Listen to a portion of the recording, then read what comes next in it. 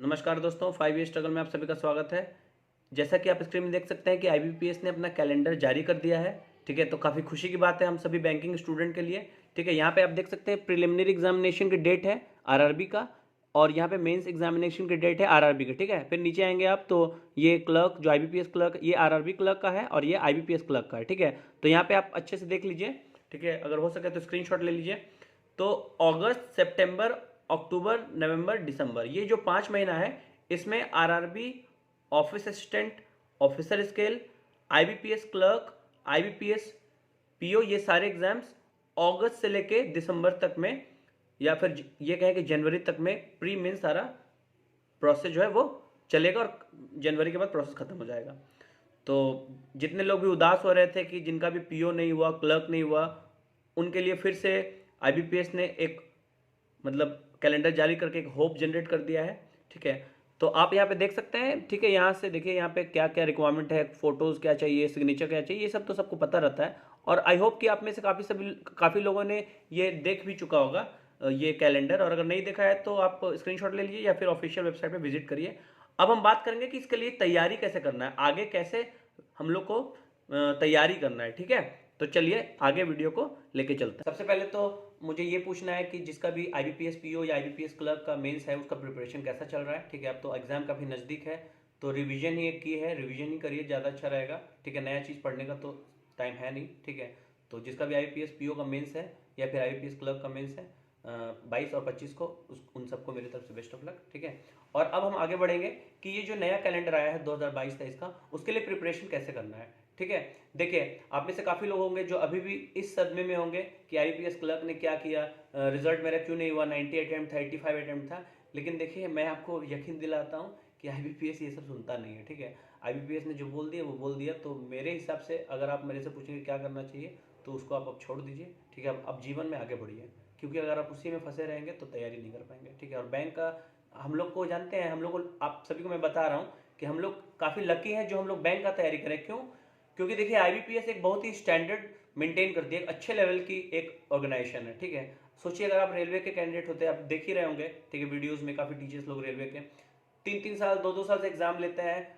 मतलब पता नहीं क्या अजीब टाइप से सड़ा हुआ बेकार सा प्रोसेस है उनका, और उसके बाद क्या नाम है, रिजल्ट भी देते हैं तो अजीब टाइप से, कुछ समझ नहीं आता किसी को। सोचिए कितना पैनिक होता होगा स्टूडेंट को। लेकिन आईबीपीएस देखिए तुरंत एकदम, आज एग्जाम खत्म हुआ, कल रिजल्ट आया, अगर आपका हुआ नहीं हुआ कुछ नहीं, दुख मनाना है मनाइए, 2 दिन के बाद तुरंत कैलेंडर आ गया। तो यही है आईबीपीएस। सो इसलिए we should be very thankful to IBPS for having this kind of organisation who really keeps all the things fast and furious, not furious but fast. ठीक है, तो अब मैं बात करूंगा कि आगे चल के प्रिपरेशन कैसे करना है। देखिए सबसे पहले आप अपना वीक पॉइंट पकड़िए। ठीक है, जिसका भी आईबीपीएस क्लर्क, पीओ या एसबीआई क्लर्क वगैरह आरआरबी नहीं हुआ है, वो अपना वीक पॉइंट पकड़िए। अरिथमेटिक आप बेसिक से एडवांस तक कीजिए। ठीक है, सबसे पहले अगर आपको टीचर्स फॉलो करना है, कौन सा टीचर करना चाहिए, तो मैं आपको बताता हूँ। आप हर्षल सर को फॉलो कर सकते हैं मैथ्स के लिए, सुमित वर्मा सर को, आशीष अरोड़ा सर को, अमर सर को, ये सब मैथ्स के काफी अच्छे अच्छे टीचर्स हैं। चारों का वीडियो देखिए, 2-4 वीडियो देखिए, जो समझ में आ रहा है किसी एक या 2 टीचर को फॉलो करिएगा, क्योंकि सबको फॉलो करिएगा कंफ्यूज हो जाएगा। ये मैंने मैथ्स के लिए बताया। ठीक है, अगर आप रीजनिंग का तैयारी करना चाहते हैं तो आप अंकुश लामा को फॉलो कर सकते हैं, आप पुनीत सर को फॉलो कर सकते हैं, और ये बहुत सारे अच्छे अच्छे टीचर्स हैं, उनको आप फॉलो कर सकते हैं, आपका पर्सनल चॉइस है। ठीक है, लेकिन बेसिक आपको क्लियर करना है। ठीक है, मैं आपको बोलूंगा अगर आप पेड कोर्स अफोर्ड कर सकते हैं तो पेड कोर्स लीजिए, क्योंकि पेड कोर्स में एक डिजाइन के थ्रू कोर्स होता है, एक मतलब एक सीक्वेंस के थ्रू पढ़ाया जाता है आपको। तो अगर आप अफोर्ड कर सकते हैं अफोर्ड करिए। करंट अफेयर्स के लिए मैं आपको बस 2 ही चीज बताऊंगा, एक स्टडी आईक्यू, एक अफेयर्स क्लब, 2 नहीं सॉरी 3, और एक ग्रेड अप। ठीक है, स्टडी आईक्यू फॉर रिवीजन, और स्टडी आईक्यू का बैंकिंग का कोई टक्कर नहीं है, कोई नहीं पढ़ा सकता। मैं तो आपको गारंटी देता हूं कि स्टडी आईक्यू के जैसा वीडियो जो सर पढ़ाते हैं, आप एक बार देख लेंगे आप उनके फैन हो जाएंगे। ठीक है, मैं तो उनका डाई हार्ड फैन हूं, 2-3 साल से मैं देख ही रहा हूं। बैंकिंग और करंट अफेयर्स काफी अच्छा पढ़ाते हैं वो। ठीक है, तो 3 सोर्स मैंने बता दिया। मैथ्स के लिए मैंने आपको बताया हर्षल सर, सुमित सर, अमर सर, आशीष अरोड़ा सर, किसी 2 को फॉलो करिए। रीजनिंग के लिए पुनीत सर और अंकुश लामा सर, और भी कोई टीचर्स अगर आपको समझ में आ रहे हैं उनसे करिए। करंट अफेयर्स के लिए मैंने आपको बताया ग्रेड अप फॉलो कर सकते हैं आप, अफेयर्स क्लाउड फॉलो कर सकते हैं, और स्टडी आईक्यू, किसी 2 सोर्स को आपको फॉलो करना है। कम से कम स्टडी आईक्यू, दोनों सोर्स में एक सोर्स स्टडी आईक्यू होना ही चाहिए। ठीक है, इस तरह से आपको प्रिपरेशन करना है। जब आप सारा वीक पॉइंट क्लियर कर लेंगे, एडवांस तक पढ़ना है एकदम। ठीक है, तो आपको फिर मॉक देना है। ठीक है, 1 महीना 1.5 महीना कोशिश करिए सारा खत्म करने का, फिर मॉक स्टार्ट कीजिए। ठीक है, मॉक कम से कम लगाइए, बहुत सारा मॉक लगाइए आप, हर एक दिन में एक मॉक, एक दिन आईपीएस पीओ का मॉक, एक दिन आईपीएस क्लर्क का मॉक, एक दिन आरआरबी क्लर्क का, एक दिन आरआरबी पीओ का मॉक ज्यादा से ज्यादा लगाइए। और मॉक लगाने से भी ज्यादा इंपॉर्टेंट चीज है कि उसको एनालिसिस कीजिए। Analysis is the most important part while you give mock, ठीक है। जब भी आप मॉक देते हैं तो एनालिसिस जरूर करिए, क्योंकि एनालिसिस से आपको पता चलता है कि आप कहाँ लैग कर रहे हैं। आप बोलते हैं ना कि एग्जाम में मैंने 91 किया था लेकिन मेरा हुआ नहीं, ये कैसे हो गया? तो ये इसलिए हुआ क्योंकि हो सकता है आपने एक्यूरेसी मेंटेन नहीं की होगी। तो ये कैसे होगा? ये आप जब एग्जाम देंगे, जब मॉक देंगे, वहां पे आप एनालिसिस करेंगे, ठीक है, कि हाँ वहां पे आपको समझ में आएगा अरे ये गलती मेरी हो रही थी, अच्छा ये गलती मैंने किया था। क्योंकि डायरेक्ट आप एग्जाम दे जाएंगे, जब हम एग्जाम देते हैं ना तो हमें लगता है कि सारा क्वेश्चन हमने सही बनाया, लेकिन ऐसा होता नहीं है, खास करके इंग्लिश में।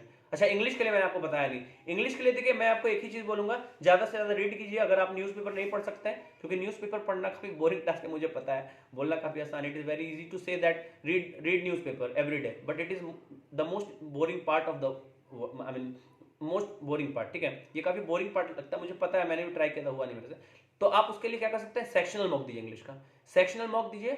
और सेक्शनल मॉक में देखिए कि आप कहाँ पे आप मतलब ठीक नहीं कर रहे हैं, कहाँ पे गलती हो रही है, उसका आप वीडियो देख लीजिए। ये काफ़ी अच्छा तरीका है इंग्लिश का, ठीक है।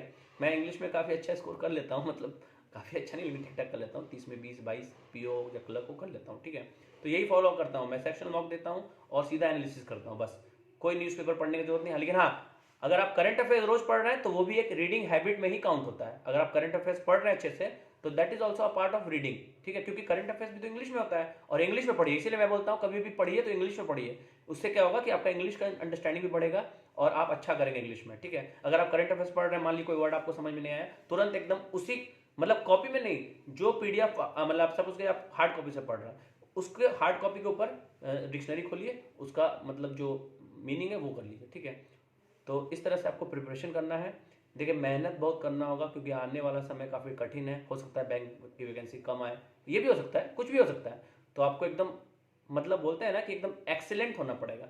अगर आप एवरेज स्टूडेंट रहेंगे तो काफ़ी मुश्किल है, ठीक है। मैं एवरेज स्टूडेंट हूँ, इसलिए देखिए 4-5 साल से तैयारी कर रहा हूँ, मेंस हो ही नहीं रहा। प्री तो मैं बहुत निकालता हूँ, आपको पता है पिछले साल मैंने 9 प्री निकाला है, including railway, SBI PO pre, IBPS PO pre, IBPS clerk pre, RRB clerk pre, RRB PO pre, सारा का प्री निकाला हूं मैं, ठीक है। आठों का आठों, पिछले साल बात कर रहा हूँ 2021 का, और इंक्लूडिंग रेलवे भी निकाला। लेकिन मेंस में मैं फंस जाता हूँ, क्योंकि हो सकता है मेंस में मैं उतना अच्छा स्टूडेंट नहीं हूँ, कोशिश कर रहा हूँ। तो इसीलिए देखिए, यही मैं आपको सजेशन दूंगा, इसी तरह से आप तैयारी करिए। और अगर आपको वीडियो अच्छा लगे तो लाइक कीजिए, दोस्तों के साथ शेयर कीजिए, ठीक है। चैनल को सब्सक्राइब कीजिए। और टेलीग्राम चैनल है मेरा 5 स्ट्रगल के नाम से, डिस्क्रिप्शन में उसका लिंक दे रहा हूँ, आप वहाँ पे जाकर टेलीग्राम चैनल से जुड़ सकते हैं, ठीक है। मुझे एक्सपीरियंस तो काफ़ी हो गया है एग्जाम का, 4 साल 5 साल से एग्जाम दे रहा हूँ आईबीपीएस का, बैंक का, तो काफ़ी एक्सपीरियंस हो गया है। आप एक्सपीरियंस से मदद ले सकते हैं मेरा, जो कि आपको काफ़ी हेल्प करेगा एग्जाम निकालने में, ठीक है। तो बस वीडियो को यहीं तक रखते हैं, मिलते हैं फिर नेक्स्ट वीडियो में। वीडियो देखने के लिए आपका बहुत बहुत धन्यवाद।